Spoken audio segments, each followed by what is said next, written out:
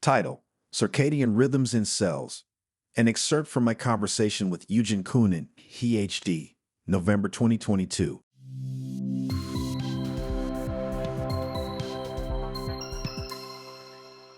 Patricia Flatley Brennan, RN, PhD, Director, National Library of Medicine. She is seated at a table in a large room with Dr. Koonin.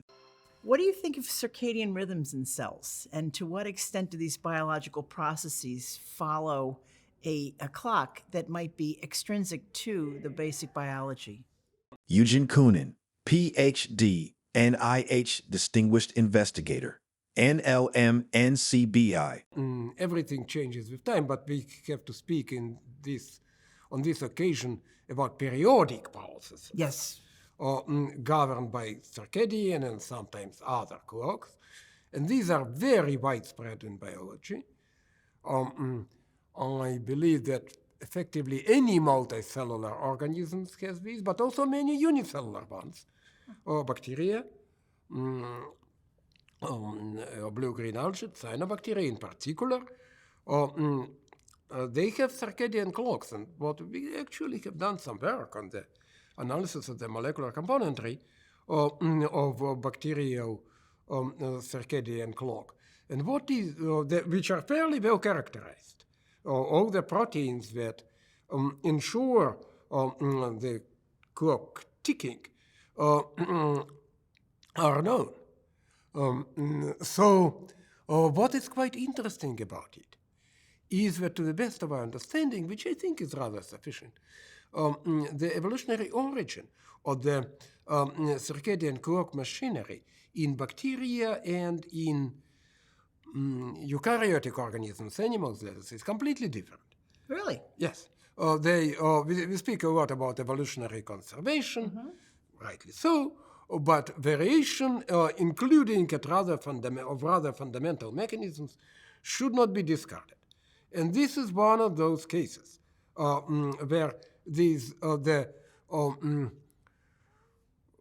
molecular componentry of these clocks evolved completely independently, just in our own clocks and watches, which can be mechanical, electrical, or atomic, let us say, evolved made on completely different principles, but working similarly, with different precision, but similarly. Same in biology. Because of that obvious universality of the diurnal cycles, day and night alternating, the existence of such cycles is fundamental to most life forms. And so they are, while not entirely universal, extremely widespread in nature. It's really important to be able to measure the passage of time. Does it deal with the senescence of the organism, or does it have factors of modulating some kind of physiological mechanism and varying across time? It has to do with regulation of physiological processes, for sure. Whether there is any direct link between biological clock and senescence is an interesting question to which I do not have an answer. It is not unimaginable, for instance, that an imbalance of circadian clock contributes to senescence, but I have no idea, frankly, whether any data on that account is available. Sometimes clinical research tries to extend from basic biological phenomenon in ways that may or may not be logical, but sometimes show promise. And one of the things that's being questioned right now is whether the multiple clocks that operate throughout our bodies should be taken into consideration as we attempt therapeutics, as we take medication, as we try to build sleep-wake patterns in individuals. So I see a growing interest in this, and yet it appears to be a part of the field that still requires quite a bit of exploration.